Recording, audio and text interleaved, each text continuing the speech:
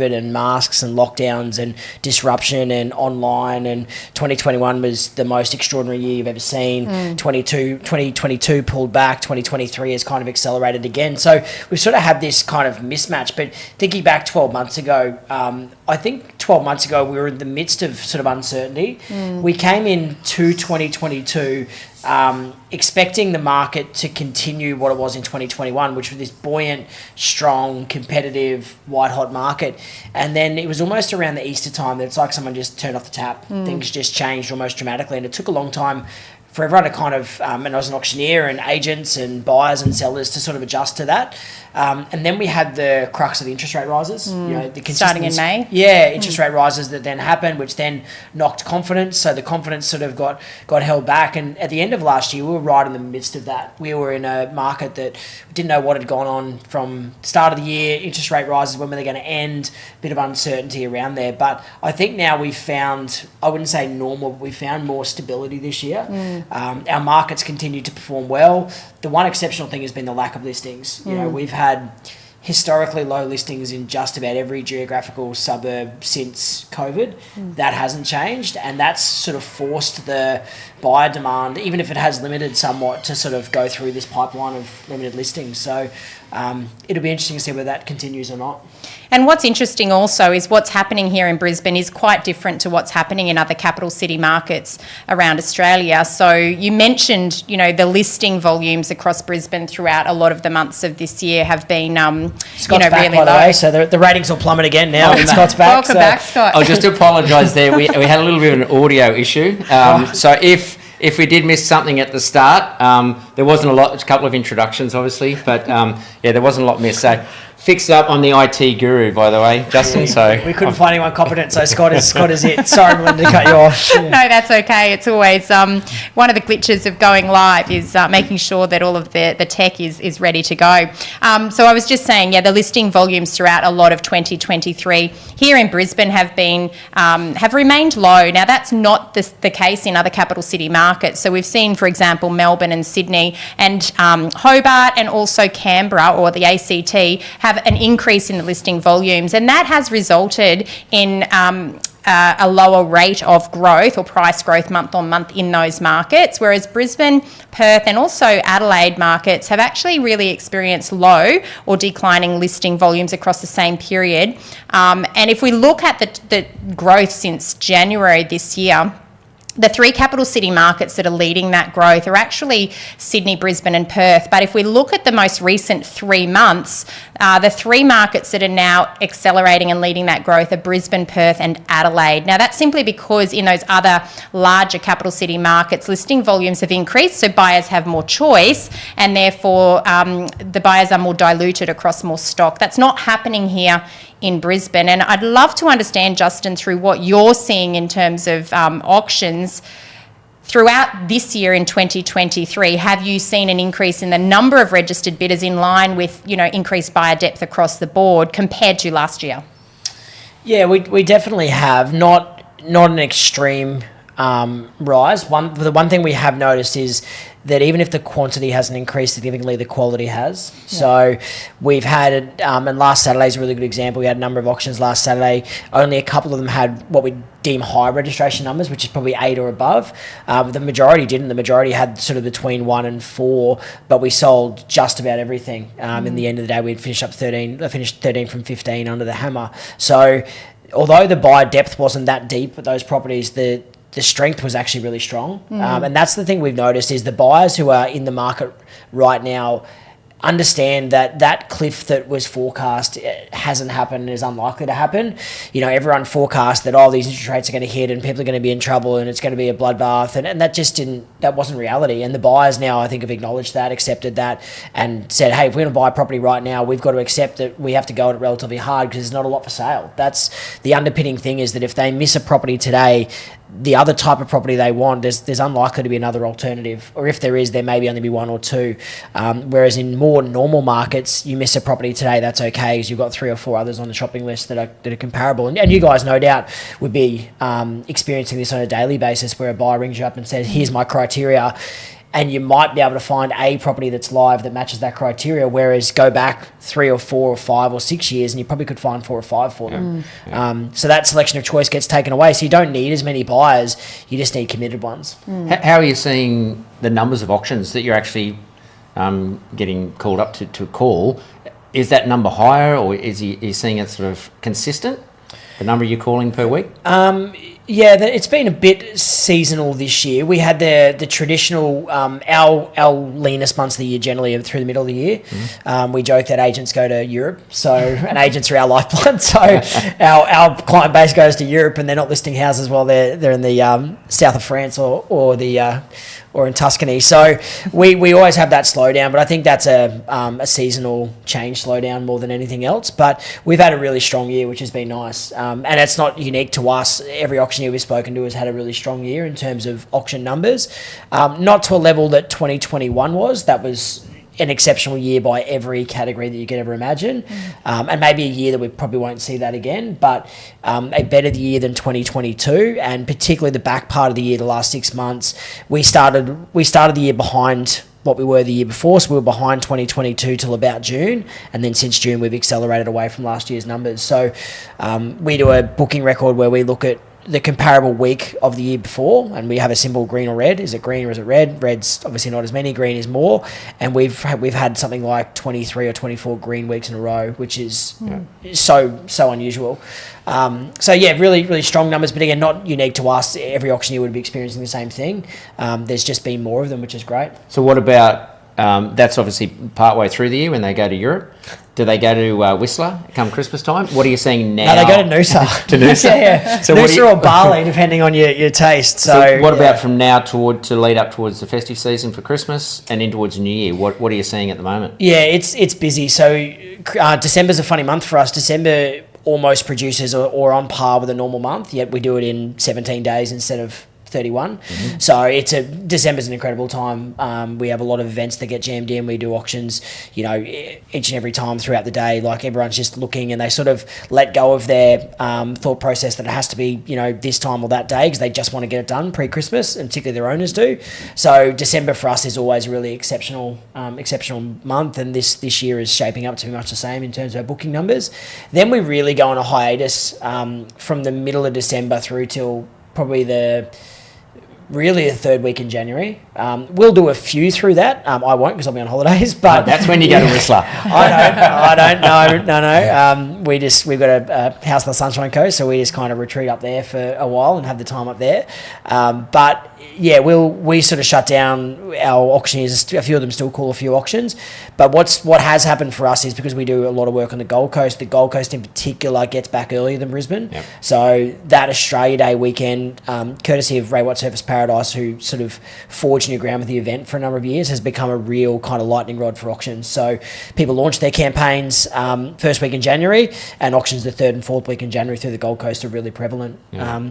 It'll be a strong time, and then February is when Brisbane traditionally comes back to first week in February. But our New Zealand business is interesting that they don't do anything really through January. So they don't come back till February. Agents don't, auctioneers don't, solicitors don't, everyone does. We joke it's because it's the only good month of weather of the year they have, so they're going to make the most of it. But it's interesting how it changes from sort of location to location depending on the temperature of the people and the air, I suppose. It's interesting. And what about something we've probably seen a little bit, Justin, is property selling prior to auction? Are you seeing much change in that space? And again, from a buyer's agent side of it, we've probably seen properties list to go to auction. And then there has been quite a few that we've noticed that will sell prior to auction. Not sure what the motivation is there, whether they just want to sell it fast and get it done, or whether it's unconditional and the sellers will know that they'll get an unconditional offer. Are you seeing much of that? It's actually dropped right off. So we had a run through, I can't remember exactly what month it might have been. It might have been September or October, where our sold prior rate is the highest it had been in 3 years. Yep. The interesting thing about the sold prior rate we find is the sold prior rate is a indication that the market is about to shift in a direction. When the market tends to flatten off, the sold prior rate goes up because the agents and the vendors sense it. They realise they don't have depth of competition. They want to wrap deals up before it happens. On the flip side, when the market starts to increase buyers sense it earlier because they start missing out on properties. They don't want to miss out. They don't want to compete. They put in really strong offers prior to auction to try and snatch it away from competition. Yeah. So it usually doesn't last that long, a really high sold prior rate. It's kind of... It can be an indication that something is sort of about to move. We love sold priors. They're an auctioneer's dream, sold priors. So it's always nice when that happens. But this time of year, we do tend to find that there are a few more that sell prior because what particularly vendors want to avoid, and buyers, that note is uncertainty. They don't want to have uncertainty across Christmas. What they want to do is they go, you know what, we might get an extra 20 grand, 30 grand, 40 grand, 50 grand, but we don't want to be worrying over the Christmas table whether our house is for sale or not. We want it wrapped up and be able to move on with our life. And December and January are life change times, we find. Yeah. So what you found, you mentioned that the sold prior rate increased or spiked throughout October, November, but that's changed again. Is that...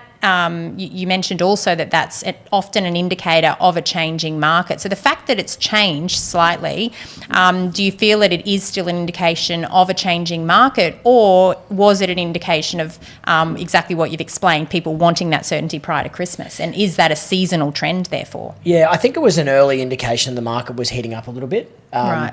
Yeah, I think it was more driven by buyers making really strong offers prior to auction. We had a number of cases where an agent would ring us and say, look, I really want to take this one to auction. I actually had a few buyers, but this buyer just came in red hot and took it away from the market.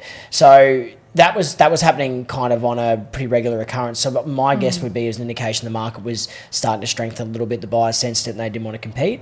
And I think that's probably rung true for the last probably 6 weeks of auctions or so that we've had. We've had really strong results and really strong numbers, both from clearance rate but also from booking numbers. And that market, I think, has been driven by, again, lack of stock predominantly.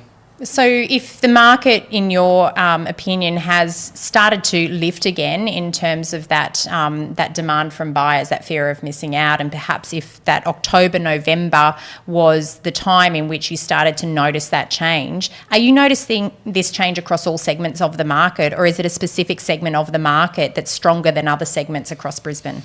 Yeah, some are hotter than others, but it's a pretty large sentiment across the board. The hottest properties unquestionably now are in that inner outer ring, which is that kind of 3 to 4 to 5 kilometre ring of the CBD, and well done finished product. Ones where people can move in from day one, turnkey in essence, move in from day one and unpack boxes and start enjoying life. That's been such a change, because when I started calling auctions, the first... I won't give away my age, but the first few years of me calling auctions, everyone wanted a renovator. Renovators were people would ring us, oh, I've got a crack, I've got a renovator in Wilston, and we know we'd have 21 registered bidders, because renovators brought everyone in. They brought in tradies, and they brought in builders, and they brought in people who want to do some work to a property to customise it, people who could only just get into the market in that suburb but saw it as a way to get into that suburb, people who want to knock down and rebuild. So it brought in everyone, and that created that frenzy of competition. Now, because builders are so difficult to get and so expensive, people don't want that. They want to start living from day one. So that's been the most popular ones. There's exceptions to that, but those ones are unquestionably the most popular ones. The other focus we've noticed is a focus back towards big blocks. People, again, valuing land, because with land comes options. Big backyard, big pool, big deck, room for the kids. Like, that's become back in vogue. The Australian dream of the border collie and the 2 kids running out in the backyard is sort of back, which is kind of cool. It's interesting, because when we look at opportunities that may be on 2 lots, for example, and a lot of people look at those opportunities in Brisbane for the subdivision potential, but we are seeing that demand more from home buyers that want that big block and have no intention to subdivide that lot at any time in the future, but instead they're buying that home so that they can do future renovations and improvements, because it's the land that is a scarce part of any property that you buy. So people are spending more to buy quality land in well-located positions around Brisbane. And I think on that too, because building costs have risen so strongly, it becomes less attractive to subdivide things and do builds. So therefore, your mum and dad who want a big block become the premium purchaser, whereas before it was the subdivider who was. Yeah. So, it's been a really interesting trend and interesting to see if it continues. But the big blocks are definitely back. Yeah. The comment you had, Justin, on the renovators, and I was at a property today for a client of ours who we helped purchase a property, and we're helping them to do a full renovation on it. There's still opportunity on it. and that's just the people that, I guess, if you don't have the contacts and you can't do that sort of work and have the trades that you can access, people are scared of it because there's still a lot of people talking, and we know construction costs went up. That's not going to change. That'll stay there now. Yeah. It's not going to drop down, but there is still that opportunity for that. But I think people are still really afraid of not being able to get trades, and that's probably what's scaring them a lot. And that's pushed that opportunity for that renovations away a bit. And I agree, the finished product, that's what people want. They want to be able to move in, live life, and get on with things. I know it scares me. I would be the worst handyman that you've ever come into contact with on the face of the planet. Like, hanging a picture is a big deal for me. Like, that's a big deal. So any sort of work means that I know I'm going to be paying through the nose, because not only do I have to get someone external, but they probably sense that I have no idea what they do. So therefore, there's probably a bit of a premium that gets put on the invoice for that as well. Do you buy stuff at IKEA at all? No, we made that mistake early on and have not made that mistake since. So yeah. That makes sense. Actually, I did funny. We got when we renovated our house, we got our cupboards built with IKEA, and I was a bit sceptical, but I got outvoted, as I commonly do. And anyway, we got this guy to come and assemble it, and his full-time job is assembling IKEA furniture, and he was a wizard, like a wizard.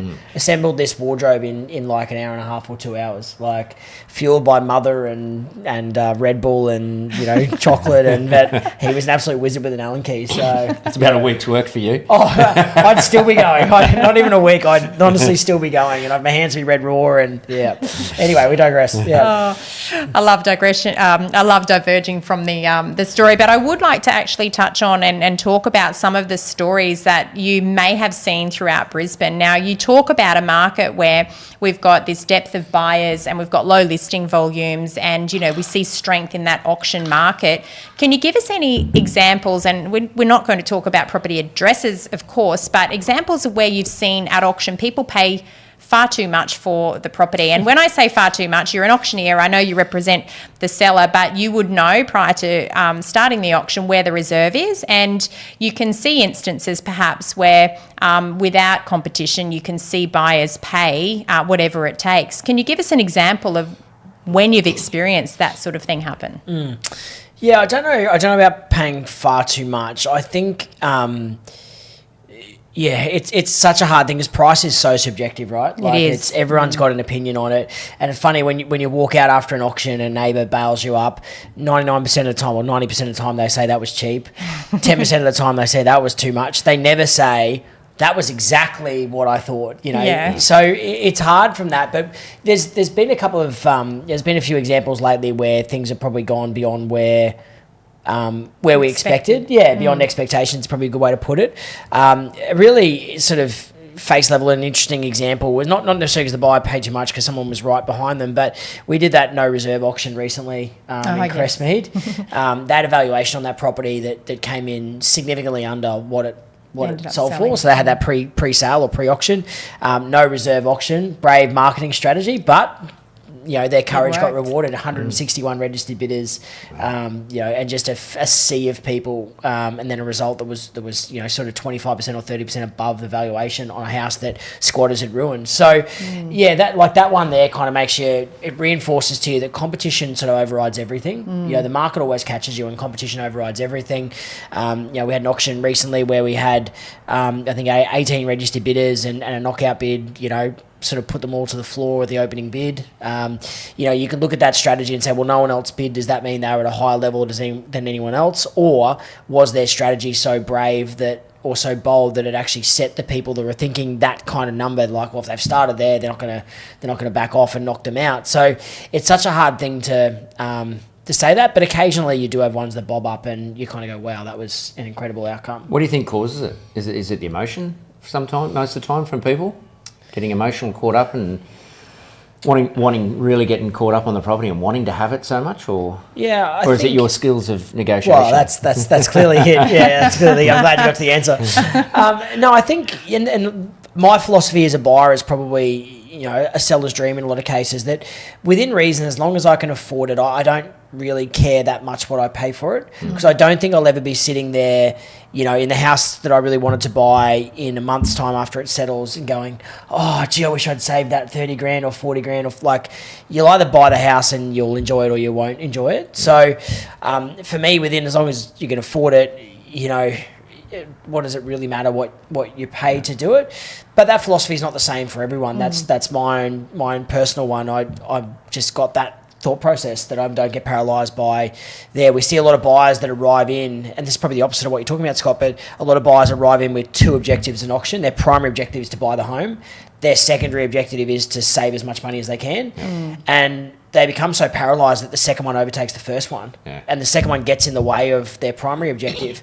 So I think in those situations there, you do have a degree of buyers that walk in through emotional connection, through love of property, through sick of searching, through sick of uncertainty, through thought process of I'm never going to find what I want, and they walk in and go, this is it, we never knew this existed, and then they go, well, we're just going to pay what it takes. As long as we can afford it, we're going to pay what it takes. And I think people, particularly maybe at the latter stages of their life, more like you guys, Thanks for the Give it tip. away now. That was a joke, by the way. But people more in their latter stages of life, I think, are more likely to have that attitude, because they're kind of like, well, you know what, our financial future's pretty much settled now. Whether we save a bit of money on buying this property or not, it's really going to matter for us. What's going to matter now is quality of life. Whereas a younger person like me, if we make a mistake today, it takes time to undo that mistake.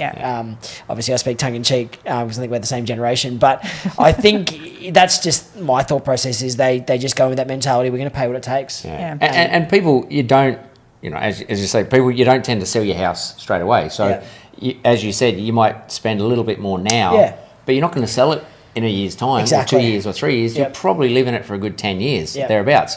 Then I'll be about 40. So, you and me, Scott. And I think the thing is, in a year's time, right, everyone in the moment will say that was too much or that was a bargain or whatever. In a year's time, people will be pointing at that price on RP data and saying, well, that sold for that, therefore this is worth Y. So it's just time. And we could... Melinda would have the stats and the numbers, and we all have a fair idea anyway. But if you then wait for a month and you're still shopping, that market's moved another, 1.4% thereabouts. And if you found a property that for you was a 95 out of 100, does the next property that comes up isn't an 86? That's right. So then you got to sacrifice. Oh well, we love the other one because it had the view, but this one doesn't really have the view, or it had the big backyard and this one doesn't because of the construction of the block, or all of a sudden you've got to sacrifice something that you really wanted that you could have bought, but your primary objective became saving money instead of achieving the sale. It really is interesting the way you describe that, talking about the primary objective of saving money versus the primary objective of buying the home, because for our clients, when we represent buyers, we're always providing them with a full comparative market analysis where we show the objective value, but there's no subjectivity in that. It's purely based on the most recent comparable sales, and we're coming to a determination of the value of one home compared to many other homes that may have a lot of different land sizes and property sizes and layouts, and they're different designs. They're comparable in some respects, but they're not identical, because property is not identical. So the objective value sits within a range. However, we are finding consistently in the Brisbane market right now that most properties are selling at the very top end or over our objective value that we're coming up with for properties. And that's simply because of those buyers that you've just described, Justin, whereby they'll pay whatever it takes to actually get into the market. And in a market where we're seeing that growth rate, and at the moment for housing it's 1.4% per month, and for units it's 1.3% per month. So there's also an opportunity cost of not buying today and waiting for another 2 or 3 months for that next property to come along. And I think that buyers are now starting to price in that cost up front, and they're prepared to stretch more just to get into the property, because as we've pointed out previously in the discussion tonight, there's a low number of listings that are becoming available. And, from our conversations with sales agents in Brisbane, that's not changing anytime soon. And we do speak to a lot of agents across the board, and we use software to get our client briefs into the handsets of every sales agent's mobile phone, and we know that there's not a huge volume of stock coming this side of Christmas. So, that tells us that the buyers that are still in the market are going to be competing for, really limited stock, and that is simply what is continuing to push prices up in the current market. What about opportunity? I know we talk about people, say, getting emotional in auction and paying what we'd think some people might say too much. But then you run into that neighbour, as you said, and they say, well, that was too cheap. Are you still seeing those opportunities come up? And I know we've probably joked about it previously and said that COVID divorces happened, and everyone, those divorces, you're either in love and life was great, or you had a COVID divorce and you might be selling your property off. There are opportunities obviously out there for people to buy what we, as you said, the neighbour saying that was too cheap. Are you seeing much of that side of things? I think it's very, very hard to get a bargain these days. I think bargains might have existed back when properties weren't as prolifically marketed as they are now. It's very hard to be the only person to see something. Like anything's going to come with competition. And, the Crestmead one's a great example that, you line 100 people up on the street and ask, do you want to live in a squatter's house in Crestmead? No, but you take the reserve barrier away from it, all of a sudden everyone wants to buy it. So it becomes very, very hard to find a bargain. I think where you can have opportunity, though, is when you can look to buy something that other people will shy away from. So at the moment, that may be renovators. That may be taking on a project that very few people are prepared to take on because they struggle with building costs. So that's where you mentioned it earlier. People with a trade background or their hands have got a massive free kick at the moment because their cost base is significantly lower than everyone else, which means it works at a level for them that doesn't work for anyone else. So that's a big advantage. Maybe starting to look at suburbs, maybe a suburb out from where you thought, and try and forecast what's going to be the next sort of not next boom suburb, but the next suburb that is likely to undergo the kind of revolution that most suburbs do. What suburb at the moment is that kind of a bit edgy, a bit sketchy suburb that one day is going to become a hotspot with cafes and and it's as old as true as time. Look at any of the great suburbs in Brisbane, or most of them, they're all sketchy suburbs at one stage. Like look at New Farm, Paddington, West End. Like these are all kind of places that going back years and years ago people avoided, and now they're hubs. So, it's very hard to forecast that though. Like that, there's a lot of different factors that go into that. But look at what sort of things do people shy away from, and maybe take the punt on the ones they do. We did a podcast a couple of weeks ago with Peter Klusos and talking about gentrification, and that's exactly what he talked about. And I think this is a good thing for whether it's the younger people trying to get into property. You don't need the bells and whistles. It doesn't have to be pristine. Do a little bit of hard yards and actually do some hard work to actually make it your home, buy in a really good opportunity. And he talked about gentrification on, the pub's now a craft brewery place. There's yoga studios. He talked about all these things, and you can actually see it because we talk about it in Brisbane, and you look at West End, you look at New Farm, you look in those areas. Years ago, you didn't really want to go through those areas. Now, it's very trendy and yuppie, and everyone wants to live in those areas because it is gentrified. And that next suburb, as you said, if you move out slightly and that is the right suburb that does start to change, there's your opportunity for that growth as well. Definitely. Yeah, I think, on the north side, like you look at suburbs like, Stafford's probably right on the border of a suburb that's maybe start to undergo that, but probably hasn't done the full metamorphosis yet. You've got Chermside West, all those sorts of suburbs, I guess, are the ones that are probably the next wave to go. The ones inside of that have already happened. Like it's too late at those ones. You've got to sort of get out in front of it. Yeah, absolutely. Justin, I'd love to ask you about properties that might be selling at auction for less than what you would otherwise, think that the value sits at. Now, in a market like now where there's more buyers than sellers, is that actually happening? Are there, instances where you're not getting that buyer demand on properties and, vendors are willing to meet the market and buyers, vendors are adjusting their reserve at auction? Is that still happening in the current market? Yeah, definitely. Not as frequently as it probably did, but there's definitely still ones that just don't have the level of interest that you anticipated. That's the biggest surprise. So sometimes an agent will launch one. We had one recently where it was a new build in a relatively good suburb, not too far from the CBD, and the agent, when he booked it in, said, this is going to go off, we'll have heaps of interest, and we ended up not having a registered bidder on the day. They had a reasonable campaign, but no one really grabbed it and loved it, and that one there, you would expect that it ticked all the boxes, in in a good suburb, new builds, like all those things were there, but it just didn't hit for whatever reason.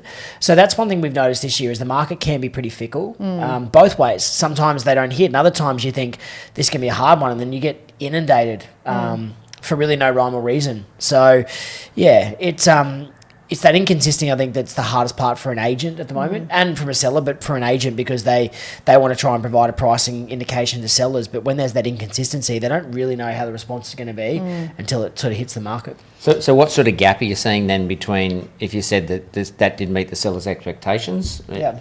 What sort of gap are we seeing at the moment between sellers and buyers? Yes, the sellers at the moment are 9.2% above the market, and buyers are 4.5% below. So what that means is the sellers, on average, start a campaign 9% above where they sell it. So you meet them day one, or an agent meets them day one. They say, we want X. X traditionally and statistically is 9% above where they eventually sell their property. On the flip side, the buyer's opening offers are usually 4.5% below where it sells. Yep. So that gap's actually pretty narrow at the moment. That's tightened up a bit from previous. It's been as wide as almost 20% at various stages. But most sellers right now, if they're on the market, have got a reason to be on the market because the biggest thing that's holding sellers off the market is a lack of choice when they sell. So if they're on the market now, there's probably a reason that they've already bought or other life circumstances. So you're not getting a lot of sellers that are coming on and testing at the moment because their fear is if they test and they get what they want, where do they go? Yeah. Nothing to rent, nothing to buy. Yeah, and buyers, by the same token, are being, being relatively reasonable with the opening offers. Like 4.5% below is not horrifically low on an offer. It's actually pretty reasonable. So they're acknowledging that, hey, there's not a lot around. Let's try and buy stuff rather than gin around and sort of waste people's time. What about the impact of rising interest rates? Obviously, in the last 12 months, we've had, a huge number of interest rate increases, and of course just earlier this month we had yet another rate rise. Now, are you finding that that's impacting on people's ability to be ready to bid at auction, or has that not really been a concern for buyers because most buyers are finance ready? Isn't the Melbourne Cup Day interest rate the biggest slide through to the keeper with no one noticing you've ever seen? It always is. It's like the exact time the cup jump.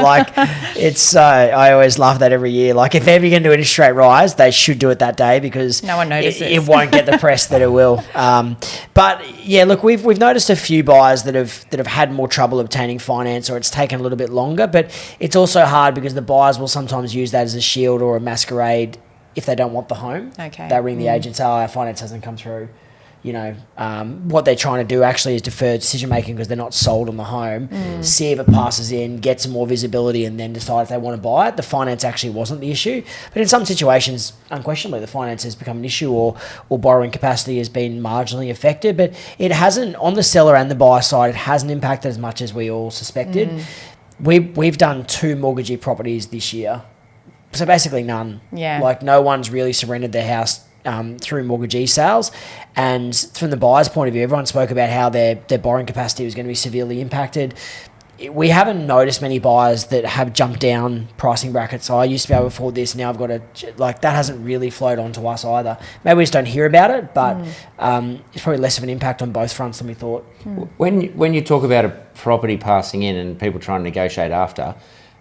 Do you see much difference in price then from when, if you go to auction and a property passes in and you say, look, we'll go and negotiate now with conditional offers. Do you see much difference in the price from when it passes in? Does the seller change their expectations and lower a bit to meet the market, or the buyers, is there much of a difference in it? Usually, traditionally, it might sell for a little bit more, but with more risk. Yep. So the buyer who's post-auction acknowledges is that we weren't in as good a position as the bidders that you rejected on the day. Therefore, we've got to make our offer more attractive on price because it's less attractive with risk that's there. But most of the time when you balance price and risk, the best alternative is to sell it on the day.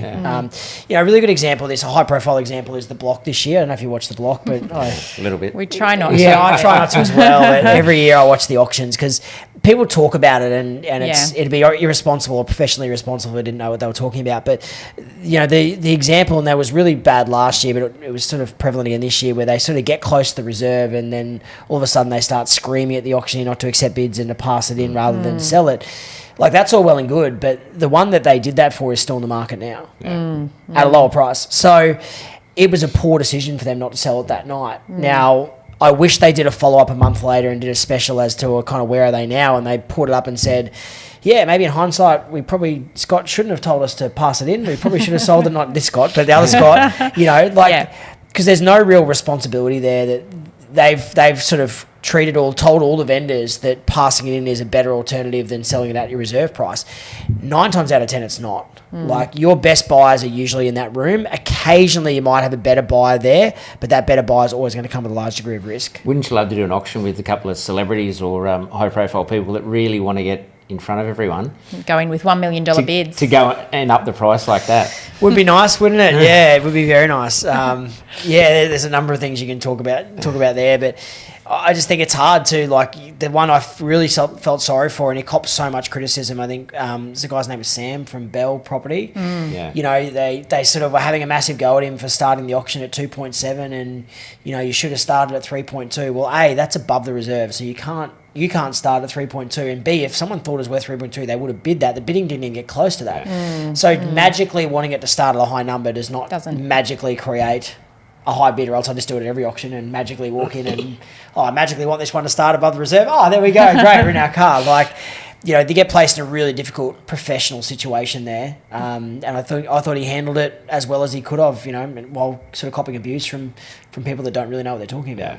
And the other thing is, I think it's important for listeners to understand that the legislation here in Queensland is different to the legislation in Victoria. So, you know, what you might see on some of those shows, like The Block, it doesn't necessarily apply here in Brisbane in relation to auctions. So if you're not familiar with the auction process, it's always a good idea to learn by going and watching a number of auctions or partnering with professional buyers agents that can help you understand the process, what to expect, and, you know, what might happen if a property passes in, because there is no exclusive right to negotiate. It's one of the biggest things that we often get asked by clients. Here in Queensland, there is no exclusive option to negotiate as the highest bidder with the seller if the property passes in with your highest bid. So that's when it opens up to all buyers, and it's so important that all buyers understand that and they're not relying on that exclusive right to negotiate, because it just doesn't exist. Yeah, I think the other point that's really important people understand in Queensland is that just because a property hits a reserve price doesn't mean they have to sell it. Correct. So you have to seek the seller's approval. So if we get a bid at an auction that's above a reserve price, you know, we can't sell it until we ask ourselves for permission. So, you know, a lot of sellers feel like, we're going to relinquish control because the moment it gets to reserve, they're going to roll over and announce it's for sale. That's certainly not what happens legally, and not what happens in practice either. We've certainly seen you at auctions in action where we know, based on our comparable sales, that it should have passed reserve, and yet you're able to squeeze a little more out of the buyers. Speculating. We are speculating, but we know the market and we know where the value sits. So it's always interesting to observe you in action. So, and we always appreciate a skillful operator in this business. I like how you call me interesting and then skillful in the same sentence. So, yeah, full of compliments tonight. You dig your hole, you fill it. Yep. What are you seeing, Justin? What are your thoughts? I mean, obviously, everyone asks us, and everyone wants to know what's when you that crystal ball, and when you look into it. What are you seeing for Brisbane? Say, let's just say for the next 12 months. Obviously, you've got some bookings coming up towards Christmas, early in January. Listing numbers low, a lot of buyers. What are your sort of thoughts on Brisbane, say, for the next 12 months? I honestly think it's going to be another year of the same that we sort of had this year. Yeah. I don't see... The only thing that would change that would be a significant uptick in listings. That's the only thing that I can see that would make a big difference. Now, the writer I put on that is I've been wrong every time. So I bet on the opposite is my best advice. But the certainty that I can see in the short term is that we know from year on year that buyers hit the market earlier than sellers to start a year. So buyers will enter the market, particularly in early to mid-January. That's when life changes happen for them. They're traditionally quicker to move than sellers are. So there'll be more buyers around the early part of January, mid-January, late January. That'll get met with a influx of listings through probably mid-February, which then sort of takes us all the way through till probably the end of March.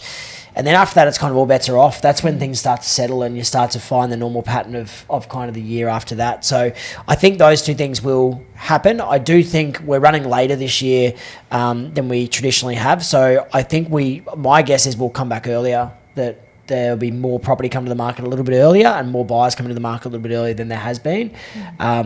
people just wanted to get on with things, I think. Yeah, because the spring season this year was a little bit later. You know, we all thought that come sort of that August, September, it would, but it did send a push into a bit of more October-ish where the market sort of picked up and we had more listings. That's what we probably noticed. Yeah, well, October was our biggest month of the year. So, and usually it's February and September. Yep. So, interesting change. But yeah, it's one of the cool things about our occupation is, you know, that there's so many variables and moving parts to it, and it can take a while to sometimes get a read and realise what you're in. It takes a few weekends in a row to kind of reinforce a pattern to go, oh, actually, we're seeing this now as a consistent thing.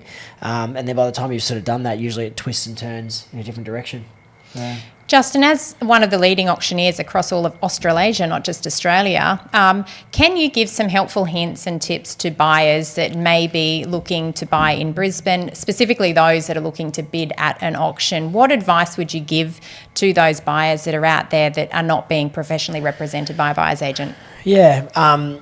Well, the first bit of advice, which is a self-plug, is we just released a 6 or 7 minute video around this about helping buyers bid at auction. So source that would be my first bit of advice. The second thing, and it probably serves you guys, is look at employing a professional. Like, it is a big decision in the scope of your life. So if you're a bit unsure or you're a bit time poor or whatever, maybe it's not the worst thing to engage a professional. Now that sponsored plug's out of the way, we can get on with the real stuff. Yeah. Proudly brought to you by the team at Streamline Property Buyers. The best advice, there's a couple of bits of best advice I can give. The first one is have a plan. So if you go in without a strategy, you're more than likely to get swallowed up by someone who has one. And just to be clear, waiting for something to happen is not a strategy. It's like trying to win the lotto without buying a ticket. You've got to be in it to win it. So my favourite statistic in real estate is that 68% of the time the opening bidder at an auction buys the property. So purely by one action, you can put yourself in the majority chance to buy it rather than minority chance. And a lot of people will come in nervous. Your best way to expel the nerves is by putting your hand in the air. As soon as you put your hand in the air, a lot of the fear and anxiety and uncertainness goes away. And the good thing is you may just start to intimidate your competition out of bidding. A lot of people think, I'm going to wait and get a lay of the land. But the problem is that lay of the land becomes their competitors who get confident and comfortable, which then pushes the price up. Best advice I can give, though, throughout the auction is bid quickly. That's the best strategy, I think, that I see buying an auction. Doesn't have to be huge amounts, huge jumps, just bid quickly. It does two things. Number one, it infers that you've got a never-ending budget. So it makes it look like you're not even concerned as to what the price might be. The second thing it does, it defers decision-making to the other people. So while we're bidding against you, while you're talking about what you're going to do, you know, and then eventually you put your paddle up, bang, I go again. Comes back to you, decision's on you again. But we're actually talking about what you're going to do while you do it. Oh, okay, we got another 50, bang, another 50. Like, and the pressure just keeps putting itself on you. And then what most people will traditionally do is take longer to place their bids and then start to put their bids down. So rather than going 50s, they'll start to go, oh, okay, we'll go 25. You know, that's like blood in the water to a great white. Like, don't drop to 25, do another 50 and just demoralise them. You know, oh, we'll go 50. Like, and they're like, oh, well, we're not even in this game. So, and just by that strategy, you can really kind of intimidate others. But the 3 figures, I think you want to work on: your dream figure, which is the price you'd love to buy it for, but it's probably not realistic. Your fair figure, which is the figure based upon your research, you think this is where it's likely to go and we would pay that for it. And then the last one's your absolute. If it goes $1 past your absolute, you're out anyway. And if you just work inside of those 3 figures with a strategy, then you're going to give yourself the best chance. And for our listeners, you don't have to do 50 like Justin just said. Hundreds are fine too, yeah. Hundreds of thousands, yeah. I wanted to tell a quick story, an auction that we were at, that we were bidding at, and you were calling, Justin, and it's to the point in a way of the first person to put a bid in, 68%, you said buys the property. We actually put the first bid in on the property, and the agent had a good strategy on that one, that the first bid got a bottle of Verve. So that was another strategy, I guess, from the agent to say the first bid gets a bottle of Verve. And 100% of the time you get a good time. So yeah. We got the bottle of Verve. We actually bought the property, and our client got the bottle of Verve. Sure, they did, mate. Yeah, sure they did. Yeah. May not be that original bottle, but they got a bottle of Verve at some point in time. Yeah.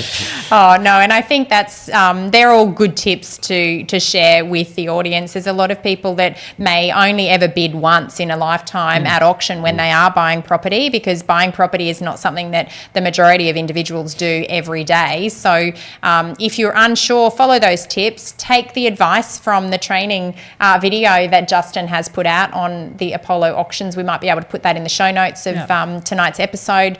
But also, if you're unsure, seek the help of a professional buyer's agent, because they'll be able to guide you through not only understanding the objective value, but also in setting that walkaway price, so that you're not going to feel disappointed if you do miss out, and you're not going to let those emotional experiences that will cause anxiety and turmoil for you during an auction impact on the decision to buy. So that's where an agent who is completely independent and non-emotional can really assist. Do you see many units going for auctions at the moment? Houses tend to always be sort of, well, not always, but houses tend to be more of the trend of auctions. What about units? Because the unit market is pretty competitive and strong. Yeah, and that's led to the rise of units being auctioned. Yep. Traditionally, it was houses, or very, very special or unique units. But now, because units have become a really good entry point for a lot of people into the market, or being able to get what they want, what they have to sacrifice at the yard, but they can get a finished product that they like and they want, with all the kind of required amenities and conveniences, they become more popular. And as they become more popular, that competition has driven more and more face-to-face auctions. So we've definitely done more unit auctions this year we would have done last year, which would have been probably not more than 2021, because that was probably the year where everything was going to auction. Yep. But definitely more than the flow-on effect in the years before that. Can I also ask one indicator that we haven't yet touched on, Justin, and that's auction clearance rates. And I know we've spoken previously, and for those that listen to our podcast, when we have interviewed Justin, he's indicated that auction clearance rates are not always an indicator of the buyer demand or the buyer sentiment in the market. It can sometimes be a reflection of, the seller's thought process and seller sentiment. Can you just talk us through how auction clearance rates have changed throughout the year, and where are they at the moment? Are they trending up or down? Yeah, so we always say that the auction clearance rates measure seller sentiment, not buyer strength, because it's the percentage of sellers who are prepared to release their property on any particular given weekend. The clearance rates have been really, it's a cliche, but they've been really strong. And I know you're not going to have an auctioneer come on here and say the clearance rate's been horrible and it's been dreadful, but they've actually been surprisingly strong through most of the year. We had a period there where we were above 70% for a number of weeks in a row, which is really high. Most of the year, though, has hovered between that mid-50s to mid-60s. And traditionally, back in kind of pre-COVID days, Brisbane sat usually mid-30s to early 40s. That was normality. And in fact, when I sort of first started calling auctions, we were looking at, sometimes it was sort of 25% or 20 to 25%. So it's definitely been a new normal in terms of the clearance rate being much stronger here. Our clearance rate's been really competitive with Melbourne, Sydney, which are deemed to be the auction capitals, and even places like Canberra, which traditionally has a high clearance rate as well. So yeah, Brisbane's kind of been at the real forefront of auctions in terms of the performance this year, which is nice. It's nice when you pull up the Domain app or the realestate.com app on a Saturday afternoon and you see a good number staring back at you. It's like everyone feels good about auctions and life. And it's also a function of the fact that perhaps people are feeling a little bit more comfortable with auction as a sale process, because I know, a lot of people in the past or a lot of sellers have opted for private treaty sales. So as the volume of auctions perhaps has increased over time, people have become more confident about bidding at auction and buying at auction. But, from our perspective as buyers agents, we feel it's the most transparent way to buy property. A lot of people are scared about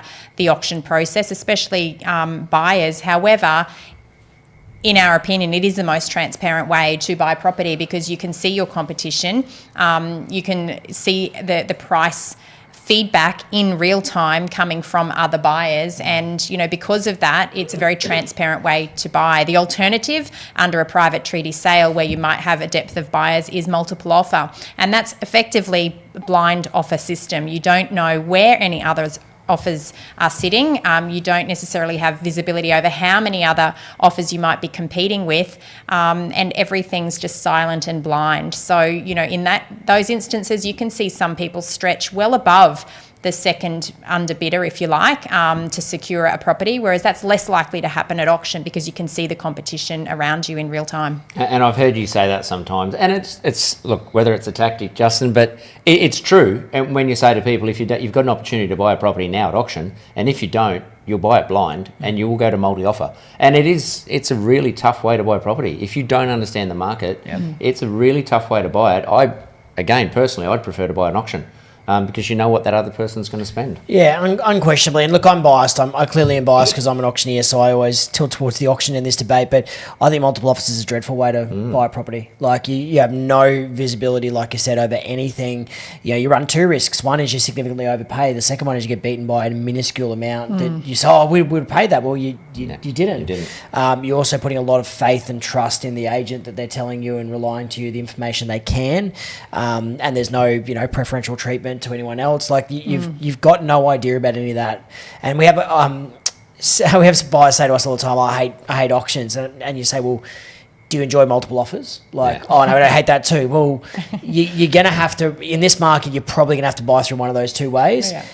We were bidding an auction about a month ago, and we were walking there and we were talking about how we had the same kind of nerves and anxiety that everyone feels at bidding at auction. And I said to my wife, I said, look, I'd much rather be bidding at auction now than a multiple offer. Because we're going to see what happens. Your visibility is in front of you, and that visibility helps you. Like, the transparency is your friend as a buyer, not your enemy. So embrace it, because buyers that get in the room and then refuse to negotiate and we'll just let it pass in, well, you're going to have more competition, less transparency, and not a direct line to the owner. Why would you want to sacrifice those three things? Like, you sort of buy it or walk out of here and don't look back. Like, that's kind of the two alternatives. Justin, you just said that you were a bidder at an auction for a property you were looking to buy just recently. What was your perspective in going into an auction as a buyer or a bidder as opposed to as the auctioneer? How did that sit with you? I thought I'd make the auctioneer's life misery. I thought I'll try the tactics that I got, $1,000 bids right from the get-go. We're on the market every 5 seconds, I thought I'd really put the auctioneer on the spot and say, can you just explain clause 34.6 in some more detail to me, if you don't mind? No, I think we just went in with the mentality of trying to put into practice everything that we've preached, which is don't be a spectator, participate, bid quickly, have our numbers in mind, and if it goes beyond our numbers, it goes beyond our numbers. And that's sort of what we did. Like, it was when it all boils down to it, when you've got a plan and a game plan, you're following it, it's just about executing that game plan. And emotion kind of goes out to it, unless you get to the end and you're in a bidding war and it's going above your figure, and then the emotion comes back in. But if you've actually got a logical plan, 99% of the emotion goes out of it, because you're just working inside that framework that was there. So that's what our goal and our focus was to do. Wasn't necessarily successful. Well, it depends what you define success as. We were the highest bidder, but we had a seller who wasn't necessarily willing to meet us where we wanted to be met, either during the auction or after, and they exercised their right to rent it out the property after, so we didn't end up buying it. But I'm also pragmatic about it enough to say, you know what, I understand as a buyer, my role is to satisfy the owner, because they have what I want. So in this negotiation, always we call it a partially fixed negotiation. What the seller's offering is fixed. What the buyer's offering is variable. So the seller isn't changing what they're offering. They've got the house. That's it. So the onus is on me as the buyer to satisfy them, or else they're going to continue to retain the asset that I wanted. And we just didn't want to get to a number that satisfied them, and that's okay. There's no anger or bitterness or, they should accept our offer, and they've got the asset we wanted. We weren't prepared to pay what they wanted for their asset, and that's okay. Life goes on. It's a very good way to look at property transactions in a non-emotional way. That's after egging their house and, No, I'm joking. I definitely didn't do that, please. Yeah, but no, we see a lot of people, take it personally. They get into a negotiation, both sides. The buyer thinks the seller's trying to rip them off, and the seller thinks the buyer's, and they get so angsty about the person, and, they're a tie kick. It's like, well, out of the 15 bidders or 5 bidders we have here, they're your best one. They're not the worst. They're the highest. Yeah. So if you feel horribly about them, how do you feel about the other 11 people that are outside? They get really angsty towards that person, and you say, well, they're our best person. And also, that seller, and we say to them, you're not buying the seller, you're just buying the house. So forget about how you feel about the seller. They're not going to be here when you buy it. just focus on buying the house. But I think that the amount of negotiations I've been involved with allows me to be more pragmatic about it. Yeah. Because you see the mistakes people make. The car trip was okay home with your wife that you missed when you It was actually very close to our house. So we actually walked home. Okay. Walk of shame. No, I'm the more emotional one than my wife is. So I'm the one that says, I really want it. Whereas she's kind of like, yeah. So. Wasn't meant to be. Yeah, it wasn't meant to be. Like that's actually the kind of the way to think about it. It just wasn't meant to be, and it'll be what it'll be, and yeah, we'll we're not really in the market now, but so please don't flood our inbox with anything that you have. But if it's meant to be and the right thing comes up, then so be it. How was it bidding as an auctioneer with an auctioneer? That experience for you, did it feel awkward or? It didn't feel awkward. It felt odd. Yep. It felt odd to be in a crowd and like we were trying to work out where we're going to stand. Like usually as the auctioneer, you're kind of like at the front. You stand at the front. Well, you stand at the front and you go to the spot you want to stand in and move whoever's there, and like you can't do that as a buyer. So we wanted to make sure, and you guys would no doubt employ this. We wanted to make sure we had visibility over other bidders, because that's data for us. Like you guys would know this well. If bidders start to have conversations, that's a trigger to show that maybe they're slowing down or their body language. So I wanted to be able to see everything. So that was probably the weirdest bit, is trying the bit. But then the other weird thing is, because as an auctioneer you exist in kind of your own auctioneer bubble, you don't hear any other auctioneers. Like the terms and conditions were different to how I do them. Like the style's different. It's all kind of like a bit odd. It's a bit of an odd experience, but also very good to go back through the experience as a buyer. So then when you go into negotiations and deal with buyers, you've got a real empathy and understanding for what they're feeling, rather than just saying words. Yeah. And makes perfect sense. Buying property, selling property, it's a huge emotional experience for buyers and sellers. And, as auctioneers, as buyers agents, sales agents also, we're just there to facilitate the process and usually to take the emotion out of the process. And hopefully tonight in this update, it's helped you to understand what's actually happening on the ground, especially in the Brisbane auction market. And of course, we've had such a change in market dynamics over the last 12 months, which we've talked about tonight. We've had interest rates increase. They've been on hold. They've gone up again in November. From what you've said, it doesn't appear to be impacting the Brisbane market here at all at the moment, Justin, but also that auction market's still very strong, and that's filtering through in some solid prices that are being achieved for some of those properties as well. I agree. You talked about the market. I can't see Brisbane really slowing down. I think there's a lot of positive things happening up here. We're very positive about it. I always tease people and say things on the podcast about our beautiful weather, even though we're getting a bit of rain here at the moment. I can't really sort of spruik about that at the moment. We do need it though. We do need it. It's been dry for a while. But yeah, look, I think it's positive. I think there's a lot of good things happening here in Brisbane. So interesting that auctions are still happening, very popular. I can see that space probably improving, which is probably good for you. And I think properties will sell at auction, and people will get the hang of that a little bit more, and especially that unit market as well, as you touched on. Yeah, absolutely. Yeah. Justin, thank you so much for joining us, coming into the office tonight and sharing your intel with our audience. We do really appreciate the time that you give and the information that you share. So we're very thankful, and pleasure, guys. Thank you. Thanks for the opportunity. Thanks, Justin. Enjoyed it. Look, that's about it from us. Thank you very much for tuning in to the Brisbane Property Panel. My name's Scott Jennison. Thanks to Justin and Melinda, and hopefully there's been some good tips and some information out of tonight for everyone. So thanks very much for listening, and take care and bye.